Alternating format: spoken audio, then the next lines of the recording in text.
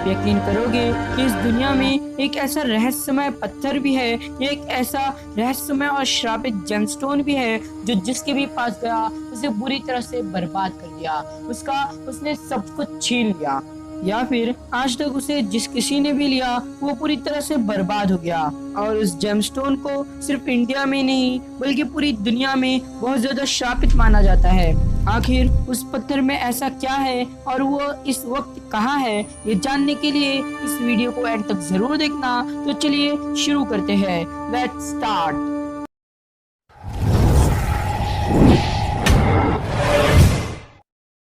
तो दोस्तों, आप ये सोच रहे होंगे कि आखिर ऐसी कौन सी चीज है जो बहुत ज्यादा श्रापित है और किसी को भी बर्बाद कर सकती है।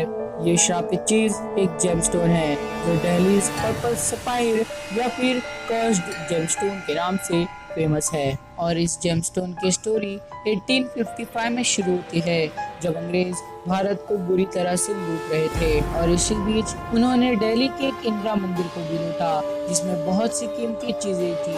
उनमें से एक ये जेमस्टोन भी था जो बहुत ही सुंदर और बहुत ही कीमती लग रहा था। इसकी खूबसूरती को देखकर एक बंगाल डिलीवरी मैन डब्ल्यू फेरस ने इस स्टोन को ले लिया और अपने साथ इंग्लैंड लेकर गया। अब जैसे ही डब्ल्यू फेरस इंग्लैंड पहुंचा, वो बुरी तरह से फाइनेंशियल और हेल्थ के प्रॉब्लम में फंस गया और धीरे धीरे उसकी पूरी फैमिली भी बीमार पड़ने लगी। शुरू में तो डब्ल्यू फेरस का ख्याल इस जेमस्टोन की तरफ नहीं आया, लेकिन जब उसकी पूरी फैमिली एक एक करके बीमार हो गई तब उसने सोचा कि ये सब इस जेमस्टोन की वजह से तो नहीं हो रहा है। और ये सोचकर उस डब्ल्यू फेरस ने इस जेमस्टोन को अपने दोस्त को लोन के तौर पर दे दिया। जैसे ही डब्ल्यू फेरस ने इसे अपने दोस्त को लोन के तौर पर दिया, उसकी फाइनेंशियल और हेल्थ की प्रॉब्लम ठीक होने लगी। लेकिन कुछ ही दिनों में उसके दोस्त ने एक रहस्यमय तरीके से सुसाइड अटेम्प्ट कर लिया और डब्ल्यू फेरस के दोस्त के सुसाइड अटेम्प्ट करने के बाद ही से ये स्टोन बहुत ज़्यादा फेमस हो गया। लेकिन दोस्तों, इस जेमस्टोन की स्टोरी यहाँ पर ख़त्म नहीं होती है, बल्कि यहाँ से तो शुरू होती है। 1890 में इस जेमस्टोन की सारी हिस्ट्री जानने के बाद भी उस वक्त के रिस्पेक्टेड एडवर्ड, जो कि एक साइंटिस्ट भी थे और एक राइटर भी, उन्होंने इस स्टोन को खरीदा कि वो प्रूव कर सके कि ये कोई श्रापित पत्थर नहीं है। और एडवर्ड ने इस जेमस्टोन को खरीदते साथ ही पूरी तरह से बदल दिया, जैसा कि आप स्क्रीन पर देख ही सकते हैं।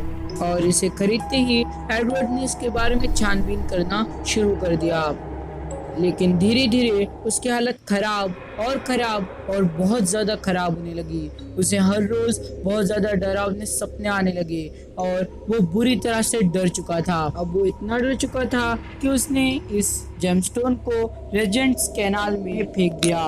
पूरे 3 महीने बाद ये जेमस्टोन फिर से उस नाले से निकला और वहाँ के एक रहने वाले को मिला।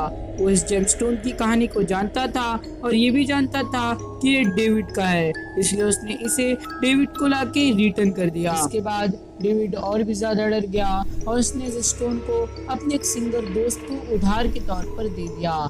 और जब उसने इसे अपने दोस्त को दिया तो उसी के कुछ दिनों में उसके दोस्त की आवाज़ भी गायब हो गई और वो कभी फिर से नहीं गा पाया।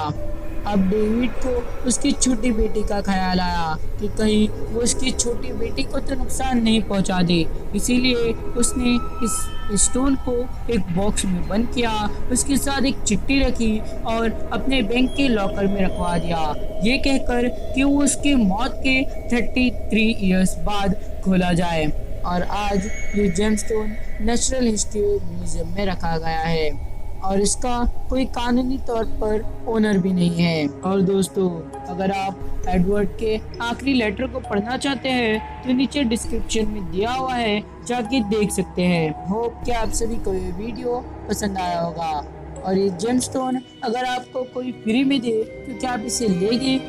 इसका जवाब कमेंट बॉक्स में लिखकर भेजें और हमारे चैनल को सब्सक्राइब कर दे, पास लगे बेल आइकन को भी दबा दीजिए ताकि आपको हमारे वीडियो की नोटिफिकेशन आती रहे।